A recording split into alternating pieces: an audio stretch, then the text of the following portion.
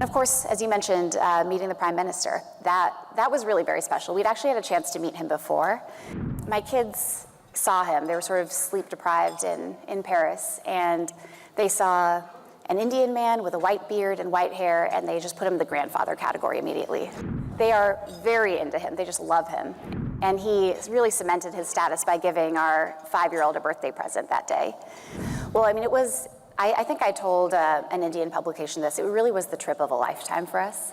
My children had never been to India, what with the pandemic and, you know, JD's entry into politics and all of that. And so they'd grown up just knowing so much about this country, the stories, the food, the relationships with grandparents and friends, but they had never actually seen it.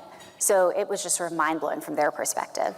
And then for me and JD, I think it just could not have been any more special. We had the opportunity to see some of the greatest sights in North India. We're looking forward to our next trip and trying to get to the parts of the country where my family is from as well.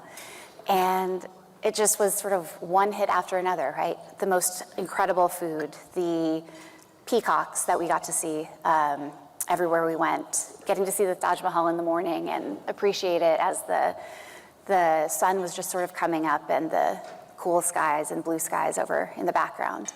And of course, as you mentioned, meeting the Prime Minister, that was really very special. We'd actually had a chance to meet him before.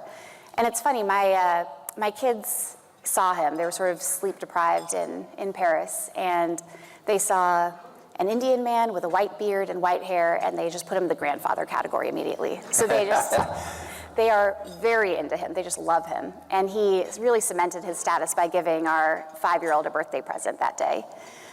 So when we were able to visit his home, they just sort of ran up, they were hugging him. He was just incredibly kind and generous to them.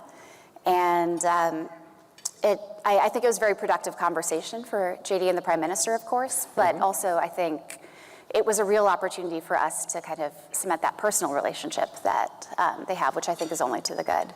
And as you mentioned, there was a puppet show. That was a particular highlight, with sort of puppeteering from all over the country, including from Andhra Pradesh, where my family is from. There were bits from the Ramayana, there were sort of comedic bits with animals, and it was a huge hit. My kids have been trying to recreate it at home with construction paper, which is going about as well as you can imagine.